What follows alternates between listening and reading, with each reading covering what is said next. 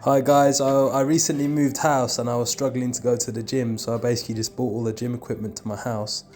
I've had this one recently, but I was doing kettlebell swings and push-ups and squats and bicep curls and stuff like that with a 16 kilo kettlebell off Amazon, which I got for about 20 quid during COVID. What I'm effectively doing is trying to do compound lifts, including a push, a pull and a hinge. So I'm doing 10 sets of 20 reps, 10 sets of 20 kilos of chest press or bench press with the 2 dumbbells. Then I'm gonna flip over and I'm gonna do 20 kettlebell swings, 10 on each arm. And then I'll do 20 one-arm rows, 10 on each arm, and repeat that 2 minutes on, 2 minutes off for 8 rounds.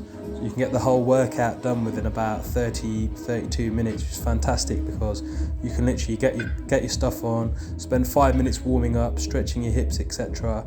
And after about half an hour, you're completely finished. And so it's a fantastic little workout to smash at home. The other point as well here is you don't necessarily have to have a bench or need a bench. You can just do push-ups with like the perfect push-up handles. This kettlebell exercise here really helps with hip hinge. It's a full body generalized workout and it kind of just builds overall aerobic capacity and strength in your ligaments and your joints and your muscles. So it's a bit different from being on the flat bench. You have to relearn several different movement patterns. It's something that if you look at toddlers and children, they do it quite naturally due to sitting at desks and sitting at chairs. People don't really have the same kind of hip mobility as they used to. So I've actually come down about 30 kilos in 2 years. So I used to be around 117. I got down to, maybe it's not 30, it's probably like 22, 24 kilos in 2 years. I'm down to about 95 now. I want to drop down another 10 down to about 85, and that'll be a reasonable weight, I think, with a relative low body fat percentage.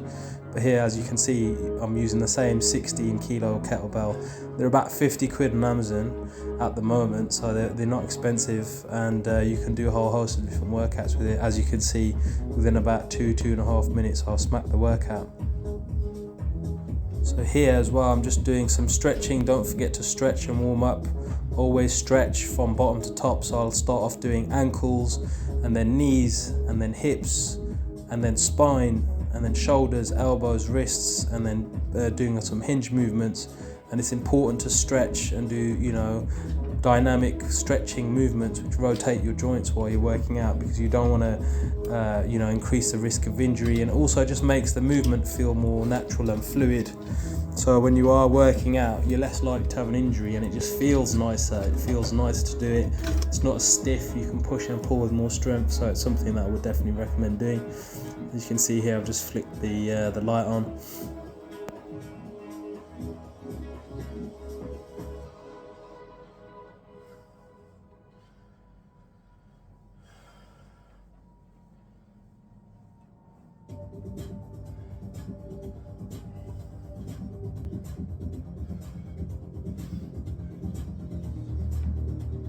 So you can see here I'm doing the rotation of my knees inwards, outwards, one way, the other way, together and apart, and it just kind of helps open up your hips, your knees and your lower back. Doing the hip movements here, circling around, it's quite good because even if you're going running and stuff like that, you don't want to be tight, you want to be nice and loose so you can actually get the workout in. Just helps in your day-to-day movement as well. The way you move through the world is a lot more fluid when you have some sort of connection between your mind and all the different muscles that are forming it.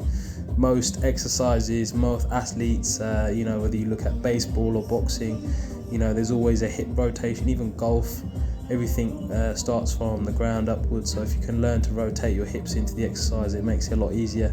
Obviously I'm carrying a bit of a tire here, so you're gonna have to ignore that one, but we're working on it. It's work in progress. So doing the backwards elbows as well, forwards shoulder rotations, and now I'm doing my wrists and just trying to click and pop them, get them all nice and warm so there's no injuries.